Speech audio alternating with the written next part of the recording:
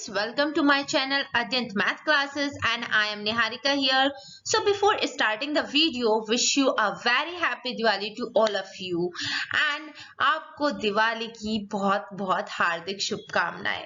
ठीक है बच्चों, दिवाली है तो सेलिब्रेट करना अच्छे से। तो मैं ये नहीं कहूंगी बिल्कुल भी कि आप पटाखे मत छोड़ना, बिल्कुल तो ऑब्वियस सी बात है दिवाली पर पटाखों के बिना मजा भी नहीं आता, तो पटाखे छोड़ना बट अपने बड़ों के साथ एंड हेल्दी रहना, क्योंकि अपने हेल्थ का बहुत ध्यान रखना क्योंकि कोरोना चल रहा है। तो बाहर का ज्यादा मत खाना, हो सके तो अपने घर में ही बनी हुई चीजें ज्यादा खाएं। ठीक है, तो वीडियो स्टार्ट करते हैं। Today we are going to start chapter 5 Introduction to Euclid Geometry। बहुत इंटरेस्टिंग चैप्टर है, बहुत अच्छे से पढ़ना, ठीक है ना, बहुत ध्यान लगाकर। तो स्टार्ट करते हैं। तो बच्चों, चैप्टर स्टार्ट करने से पहले इसके पीछे क्या हिस्ट्री है, या ज्योमेट्री कैसे ओरिजिनेट हुआ, क्यों यूज होता था, या इसका रियल लाइफ में क्या मीनिंग है, किसने ओरिजिनेट किया, तो ये सारी बातें भी जानना बहुत जरूरी है। क्योंकि आप कोई चीज पढ़ रहे हो तो उसके बारे में भी आपको पता होना चाहिए कि वो आप क्यों पढ़ रहे हो या उसका रियल लाइफ में क्या यूज है। देखो, जो वर्ड ज्योमेट्री है come from the Greek word, ये ग्रीक वर्ड से आया है, वर्ड जियो एंड मैट्रिन। ये ज्योमेट्री जो है वो दो वर्ड से मिलकर बना है, जियो एंड मैट्रिन।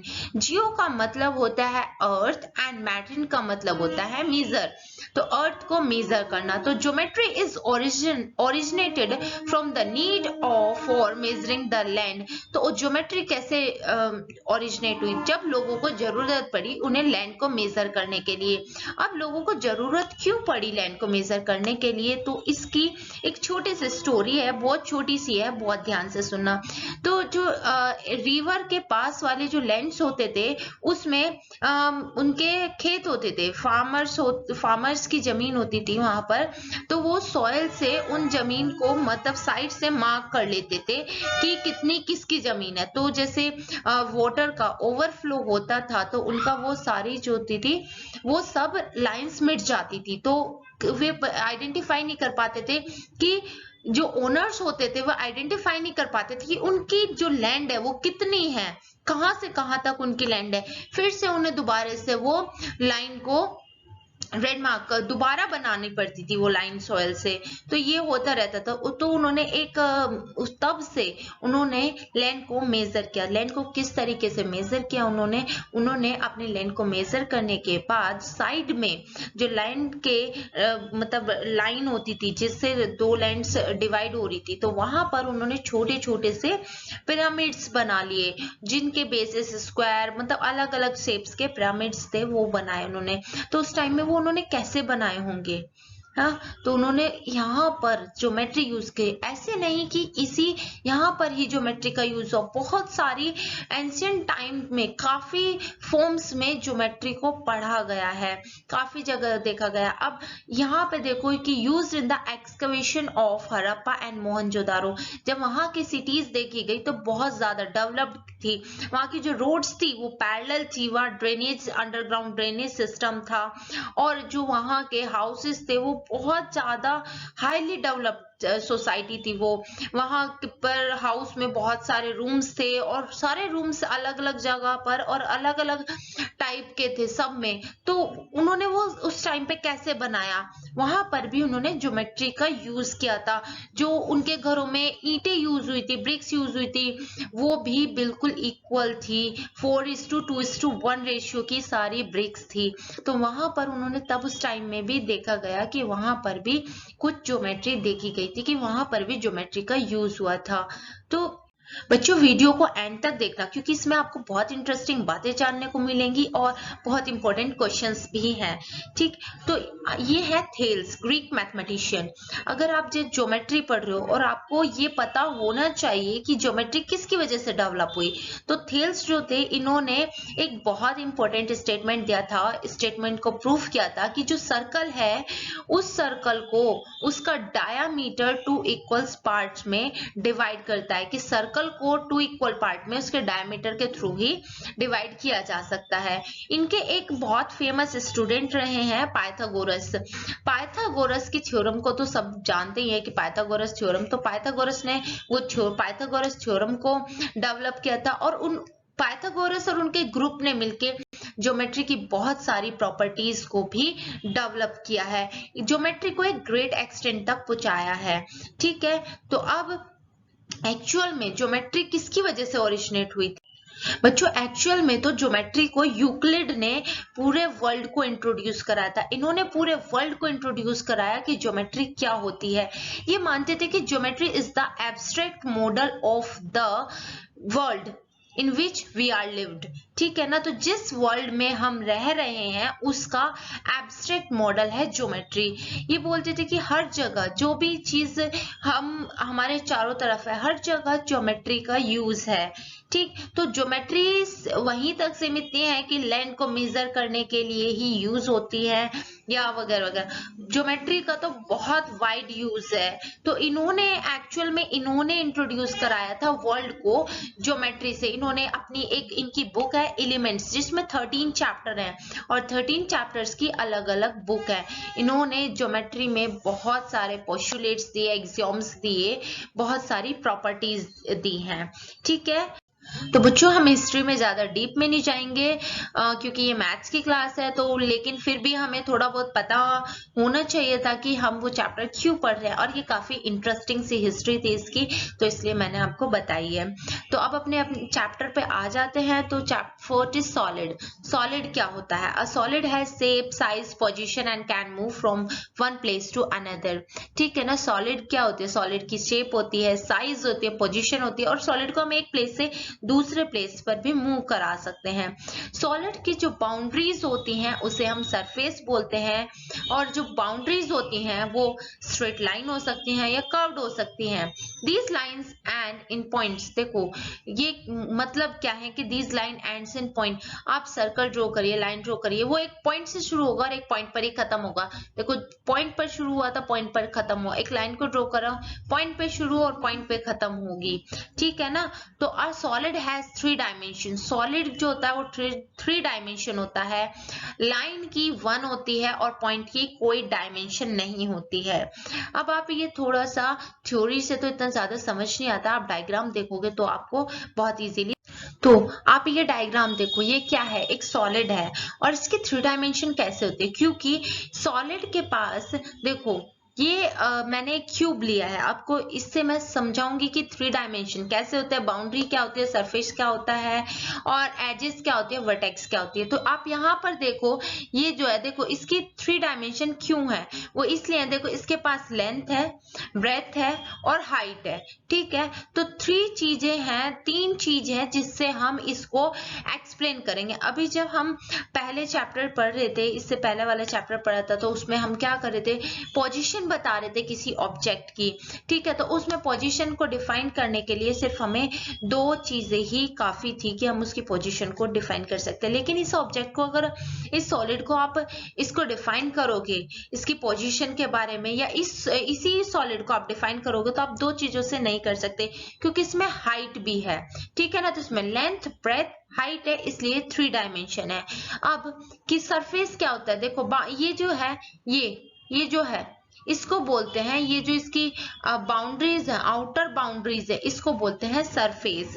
ठीक, ये जो होती हैं ये इसकी वर्टेक्स होती हैं, और ये जो होती हैं इसकी एजेस होती हैं।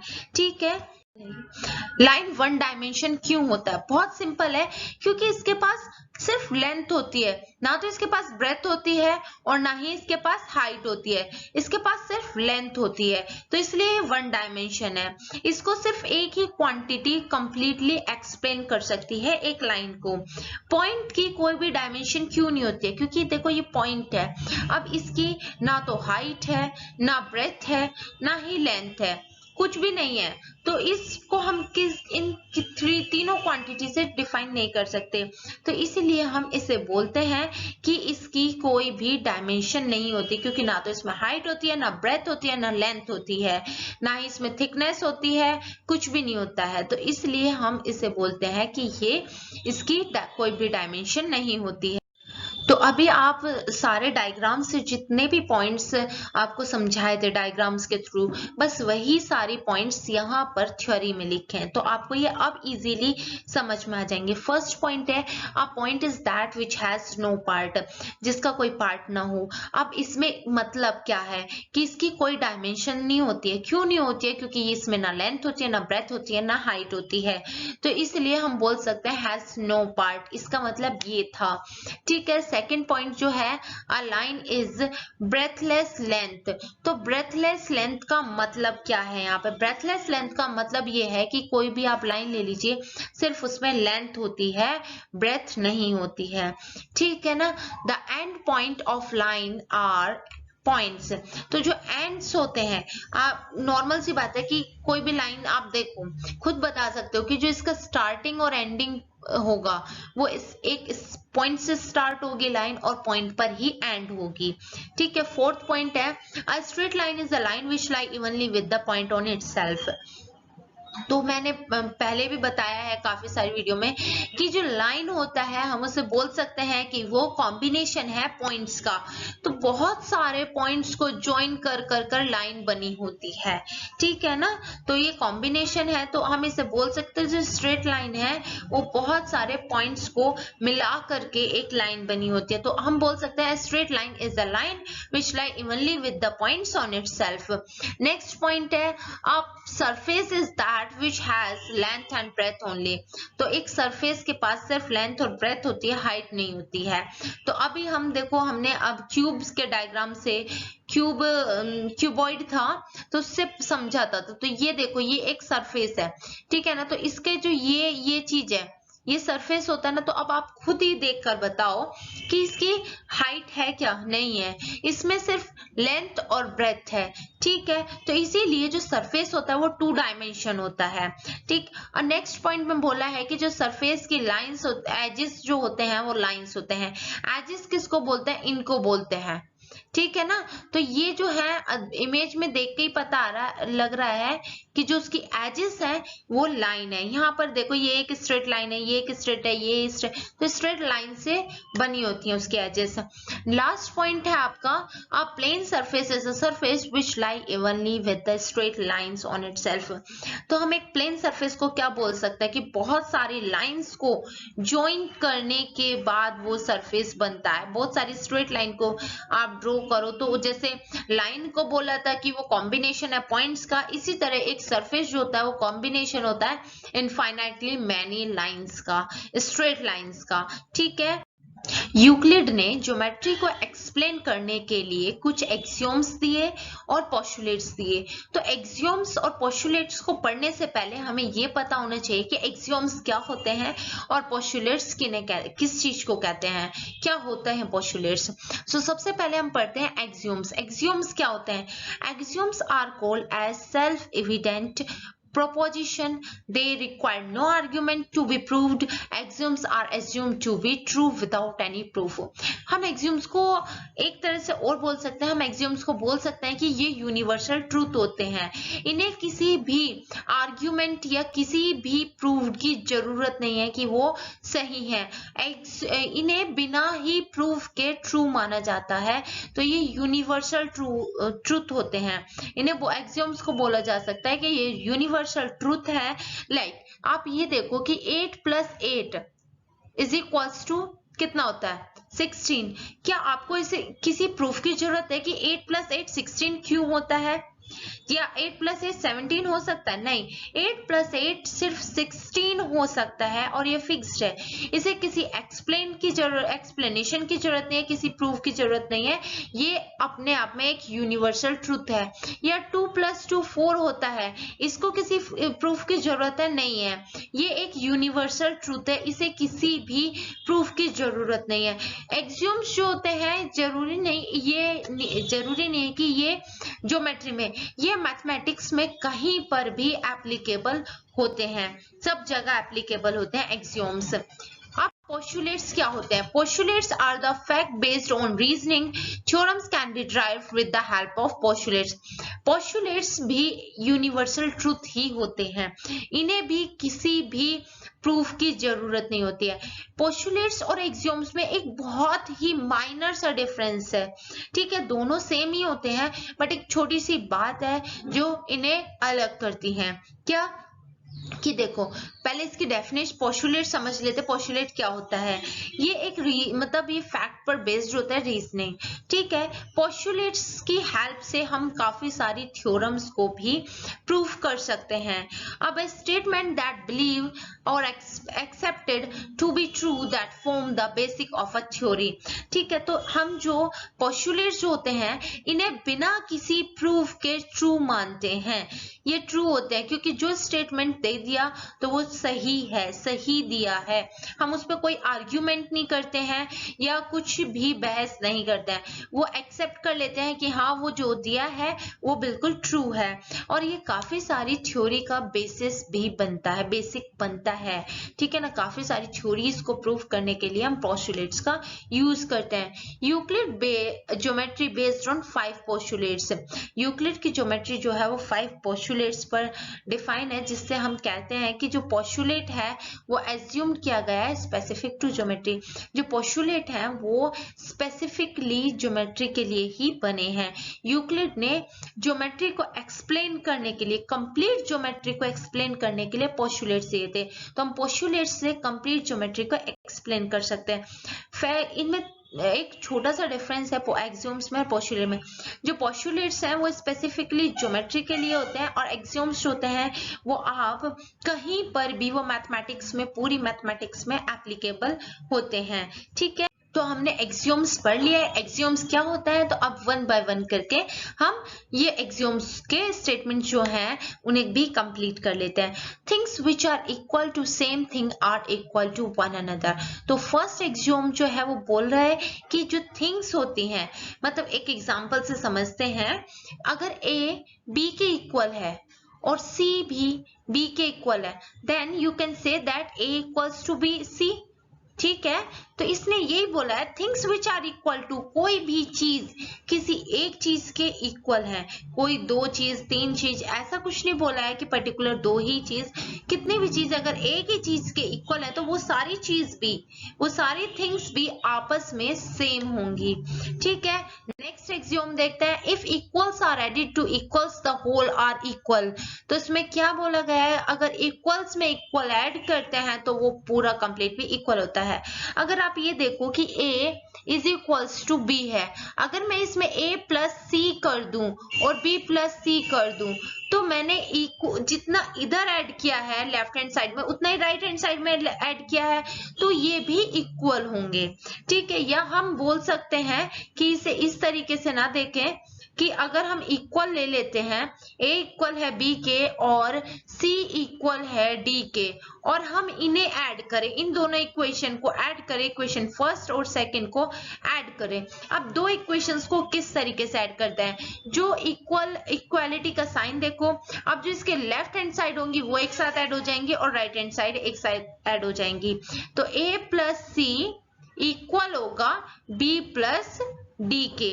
देखो कैसे, ए बी के इक्वल था और सी जो था वो डी के इक्वल था, तो सी और डी इक्वल है, तो बात तो वही होगी ना कि इधर सी ऐड किया इधर डी, तो डी सी के इक्वल है ना, तो इक्वल्स ही तो हमने ऐड किए इक्वल्स में, तो होल आर इक्वल। समझ में आया? If equals are subtracted from equals, the remainder are equal। बिल्कुल एडिशन वाले की तरह ही ये भी है। तो इसमें बोला है कि अगर इक्वल ही सब्ट्रैक्ट किए जाएंगे इक्वल्स में तो रिमाइंडर इक्वल होगा। इसका मतलब ये है कि अगर ए बी के इक्वल है और मैं ए में से कोई टर्म सब्ट्रैक्ट कर देती हूँ दोनों साइड, मतलब ए में से भी वही सेम टर्म्स को सब्ट्रैक्ट करूं और बी में से भी, तो तब भी ये इक्वल होगा, ठीक है। नेक्स्ट एक्सियोम देखते हैं, things which coincide with one another are equal to one another. अब आप ये देखो कि इसने बोला है कि जो चीजें कोइंसाइड कर जाए, मतलब परफेक्टली सुपर इम्पोज हो जाए एक दूसरे पे, तो वो चीजें इक्वल होती हैं। अब आप एक दो एग्जांपल देखो, ये लाइन है, कोई भी ए बी लाइन है, तो ये लाइन ए बी भी बोल सकते हैं और बी ए भी बोल सकते हैं। अगर इधर से देखें तो बी ए और इधर से देखें तो ए बी। अगर मैं ए बी को बी ए पर सुपर इम्पोज करूं, ठीक है, तो ये बिल्कुल कॉन्साइड हो जाएगी, इस पे एग्जैक्टली सुपर इम्पोज हो जाएगी। तो ए बी इक्वल होगा बी ए के। या आप ये वाला एग्जाम्पल छोड़ो, कोई और एग्जाम्पल ले लो। कोई आप एक पीस ऑफ पेपर ले लो, ठीक है, मैंने एक पीस ऑफ पेपर लिया, इसी साइज का मैंने एक और पेपर ले लिया। अगर मैं इन्हें एक दूसरे पर सुपर इम्पोज करूं, ठीक है ना, एक दूसरे पर सुपर इम्पोज करूं तो ये इस तरीके से होंगे, ठीक है। तो ये जब इस पे कंप्लीटली सुपर इम्पोज हो जाएगा, बिल्कुल कॉन्साइड हो जाएगा, तो हम कह सकते हैं कि ये दोनों पीसेस इक्वल थे, ए बी इक्वल थे एक दूसरे के। ये वाला पीस ए और ये वाला बी, तो ये इक्वल थे। तो इसका मतलब ये है कि थिंग्स जो एक दूसरे पर कॉन्साइड हो जाएंगी, बिल्कुल कॉन्साइड हो जाएंगी या परफेक्टली सुपर इम्पोज्ड हो जाएंगी, वो एक दूसरे के इक्वल होंगी, ठीक है। Next axiom, the whole is greater than the part. इसका मतलब क्या है? इन्होंने बोला है कि आप एक कोई भी एक पूरी एक चीज है, अगर मैं इसका एक इतना पार्ट अलग निकाल दूं, सर्कल ले लो या कोई भी किसी भी शेप का कोई भी चीज ले लो, मैं उसका एक पार्ट अलग निकाल देती हूँ, तो ऑफ कोर्स ये बात, छोटी सी बात सभी को पता होगी कि ये वाला पार्ट हमेशा इस होल से तो छोटा ही रहने वाला है। किसी भी बड़े वाले का एक पूरे उसका पीस का मैंने एक सर्कल में से या मैंने एक एप्पल में से एक पीस निकाल लिया, तो ऑफ कोर्स मतलब ऑब्वियस सी बात है कि वो छोटा वाला पीस उस पूरे बड़े एप्पल से तो छोटा ही होगा ना। ऐसे ही इससे देखो, या इस वाले एग्जांपल को देखो, इस सर्कल में से मैं इतना पार्ट निकाल लेती हूँ, तो ये वाला जो पार्ट मैंने लिया है ये होल से हमेशा ग्रेटर, मतलब होल वाला जो होगा वो हमेशा ग्रेटर होगा, या ये वाला पार्ट हमेशा स्मॉलर होगा। पॉइंट समझ में आया? नेक्स्ट एक्सियोम देखते हैं, things which are double of the same thing are equal to one another. इन्होंने बोला है कि जो थिंग्स, कोई भी चीज एक दूसरे के डबल के इक्वल है तो वो आपस में इक्वल होंगी। अब देख लो, कोई भी आप कोई भी एक ले लीजिए, आप एक्स ले लीजिए, ए ले लीजिए, बी ले लीजिए, सी ले लीजिए, कोई भी अल्फाबेट ले लीजिए। तो मैंने लिया एक्स वाई, अगर ट्वाइस ऑफ एक्स इक्वल है ट्वाइस ऑफ वाई के, ठीक है ना, डबल ऑफ एक्स इक्वल है डबल ऑफ वाई के, तो ये एक्स इक्वल होगा वाई के, ठीक है। तो इसमें इस स्टेटमेंट में ये इतना ही बोला गया है कि things which are double of the same thing are equal to one another, कि कोई भी दो चीजें अगर वो एक दूसरे के डबल के इक्वल हैं तो वो आपस में इक्वल होंगी, ठीक है। नेक्स्ट एक्सियोम देखते हैं, the things which are half of the same thing are equal to one another। अगर कोई भी दो चीजें या कितने भी चीज हाफ के इक्वल हैं तो वो आपस में भी इक्वल होंगी। अब देखो यहाँ पर देखो, अगर हाफ ऑफ ए इक्वल है हाफ ऑफ बी के, ठीक है ना, ए का आधा बी के इक्वल है तो ऑफ कोर्स ए बी के इक्वल होगा, ठीक है ना। या आप ये ऐसे समझ सकते हैं कि आप कोई भी सर्कल ले लीजिए, ठीक है ना, उसे दो पार्ट में मैंने दो सर्कल लिए, ठीक, यहाँ पे एग्जैक्टली नहीं बन पाएंगे लेकिन आप दो सर्कल लो, उन्हें डायमीटर से मतलब दो इक्वल पार्ट्स में उन्हें डिवाइड कर दो, उन्हें दो इक्वल पार्ट्स में डिवाइड कर दीजिए सर्कल को, तो उनके जो हाफ है, इसका ये हाफ पार्ट और इसका ये हाफ पार्ट दोनों आपस में इक्वल है, तो ऑफ कोर्स वो पूरा कंप्लीट सर्कल भी इक्वल होगा, ठीक है ना। तो एक्सियोम्स जो थे काफी ज्यादा इजी थे, इसमें कोई भी ऐसी बहुत डिफिकल्ट वाली बात नहीं थी कि आपको ना समझ आए, सारे बहुत इजी थे, ठीक है। अब देखते हैं पोस्टुलेट्स। तो हियर आर 5 यूक्लिड पोस्टुलेट्स। तो क्या है? अ straight line may be drawn from any one point two any other point. तो यूक्लिड ने बोला था कि कोई भी लाइन है वो ड्रॉ की जाएगी एक पॉइंट से दूसरे पॉइंट तक। अब देखो इसका, इस पूरे स्टेटमेंट का मतलब क्या है, इसको बहुत आराम से समझना। आप कोई भी दो पॉइंट ले लीजिए, एक ले लीजिए P एंड एक Q ले लीजिए, जैसे इसमें लिया गया है एक पॉइंट P लिया है और एक पॉइंट Q लिया है, हमने 2 पॉइंट ले लिए। अब आप ये बताओ कि आप P पॉइंट पर कितनी लाइंस को ड्रॉ कर सकते हो। तो ऑफ कोर्स आप इनफाइनाइटली मैनी लाइंस को ड्रॉ कर सकते हो। पहले भी बताया था कि एक पॉइंट से आप बहुत सारी लाइंस को ड्रॉ कर सकते हो, इनफाइनाइटली मैनी लाइंस को ड्रॉ कर सकते हो। इसी तरह सिमिलरली आप Q पॉइंट से भी इनफाइनाइटली मैनी लाइंस को ड्रॉ कर सकते हो, लेकिन एक यूनिक लाइन होगी जो P से Q तक जाएगी, जो P और Q को आपस में ज्वाइन करेगी। अब आप देख लो, P Q ले लो और Q से P वाली सेम ही लाइन होगी। तो इसने बोला है कि कोई भी स्ट्रेट लाइन होगी वो एक पॉइंट से दूसरे पॉइंट तक जाएगी, वो हमेशा यूनिक होगी। अब स्टेटमेंट पढ़ो, अ स्ट्रेट लाइन में be drawn from any one point, किसी भी एक पॉइंट से दूसरे पॉइंट तक एक स्ट्रेट लाइन ड्रॉ की जा सकती है।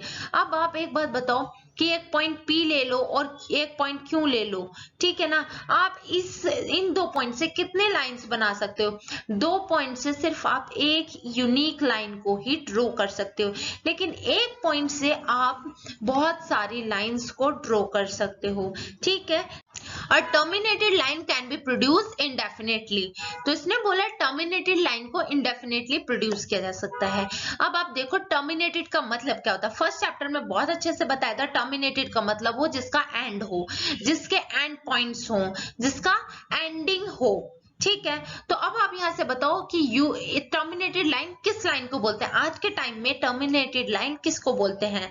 ऑफ कोर्स लाइन सेगमेंट को बोलते हैं, क्योंकि यूक्लिड ने उस टाइम में टर्मिनेटेड लाइन सेगमेंट को, अभी तो आप बहुत सारी चीजें हमारी अलग अलग हो गए, लाइन सेगमेंट है, रे है, और ये लाइन है, ये रे है, ये लाइन सेगमेंट है, बहुत सारी चीजें अलग अलग टर्म्स में डिवाइड होगी। लेकिन उस टाइम पे इतनी सारी टर्म्स नहीं थी, कुछ सीमित ही थी, मतलब वो फिक्स्ड थी कि कुछ ही टर्म्स को उस टाइम में यूज किया जाता था।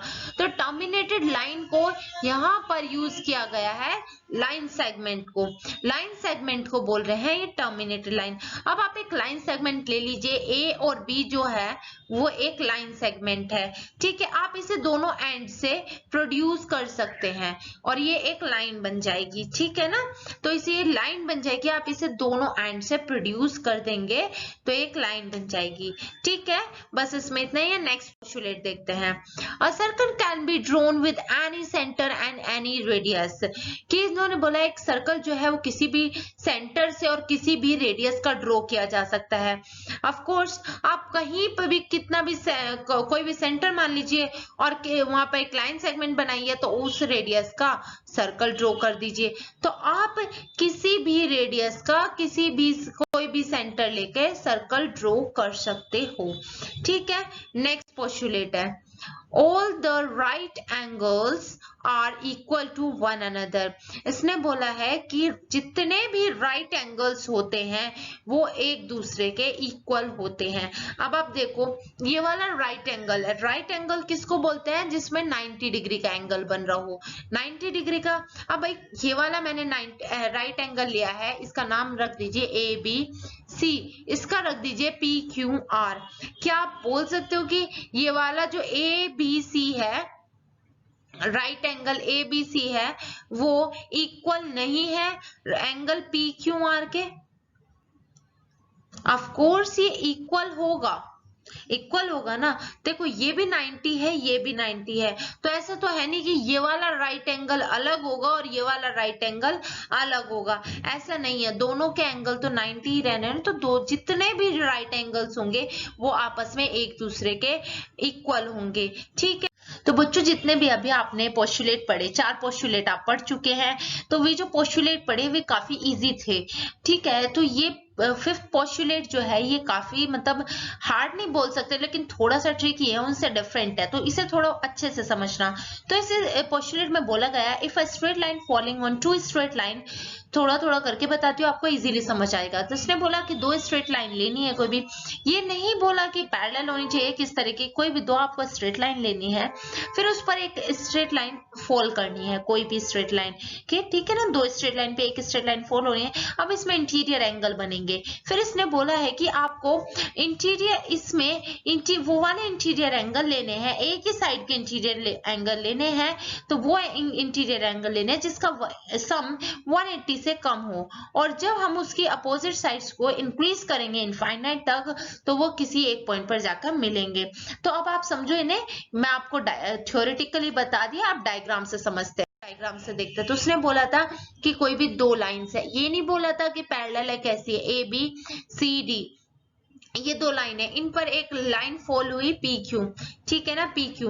अब इसकी हमें वो साइड देखनी है जिस साइड के इंटीरियर एंगल का सम 180 से कम होगा। तो ऑफ कोर्स इस साइड का तो इंटीरियर एंगल का सम ग्रेटर होगा 180 से, इस वाली साइड का जब आप करोगे ना तो ये वाला छोटा होगा, ठीक है ना। अभी तो यहाँ पर ऐसा कुछ नहीं, लेकिन जब आपको डायग्राम में डिजिट्स दी होंगी, मतलब एंगल्स एक्यूरेटली एंगल्स दिए होंगे, तब आप उनका सम निकालोगे, तब आपको खुद ही पता लग जाएगा। तो x प्लस वाई करोगे तो इनका जो सम होना चाहिए वो 180 से छोटा होना चाहिए, उस साइड को लेना है। और करना क्या है, आपको उस एंड को जिस साइड के इंटीरियर एंगल का सम 180 से कम होगा, तो हमारी राइट साइड के इंटीरियर एंगल्स का सम 180 से कम था, ठीक है ना। ये हमारी A और B थी, और ये C और D थी, ये P क्यों था। तो उसने फिर बोला था उस स्टेटमेंट में कि उन लाइंस को, जो ये इंटीरियर एंगल्स था, यहाँ पर इनका सम 180 से कम था, तो ये वाली जो लाइन है A और B, जब हम इन्हें इनफाइनाइट तक इंक्रीज करेंगे तो ये किसी एक पॉइंट पर मीट करेंगे, मिल जाएंगी, ठीक है ना। इस स्टेटमेंट में बस इतना ही कहा था। मैं एक बार और रिपीट कर देती हूँ। इस स्टेटमेंट में बोला गया था कि वो साइड सेलेक्ट करो जिधर का इंटीरियर एंगल का सम 180 से छोटा हो, 180 से छोटा हो, वो साइड लीजिए। और उसमें जो दो लाइन थी, जो ये वाली लाइन थी, उन्हें इनफाइनाइट तक इंक्रीज करो। उन्हें इनफाइनाइट तक जब इंक्रीज करोगे तो वो कहीं ना कहीं एक पॉइंट पर मीट करेंगी, ज्वाइन होंगी, ठीक है बच्चों। आज के वीडियो में, इस वीडियो में बस इतना ही, और मिलते हैं नेक्स्ट वीडियो में। नेक्स्ट वीडियो में हम ये चैप्टर कंप्लीट कर लेंगे, सारे क्वेश्चंस कर लेंगे। So again wish you a very happy Diwali. Okay, bye bye.